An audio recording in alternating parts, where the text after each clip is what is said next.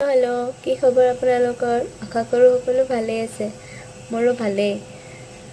চাইয়াৰা মুভিখন চালেনে আপোনালোকে? মই চালোঁ।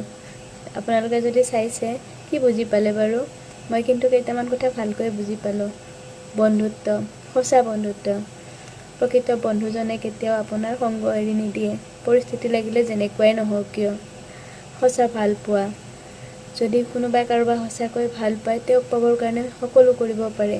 কিমান সময় লাগিব, কিমান বছৰ লাগিব, তেওঁৰ বাবে অপেক্ষা কৰিব পাৰে। তেওঁৰ লগত একেলগত জীৱন কটাবৰ কাৰণে সাজু হ'ব পাৰে, পৰিস্থিতি চাই লাগিলে যিয়েই নহওক কিয়। কিন্তু একেলগত জীৱন পাৰ কৰিব পাৰে। সমস্যাই কেতিয়াও মানুহৰ জীৱনৰ বাধা হ'ব নোৱাৰে। সমস্যা আৰু পৰিস্থিতিয়ে মানুহক আৰু শক্তিশালী কৰি তোলে, জীৱনটো আৰু ধুনীয়া কৰি পেলায়।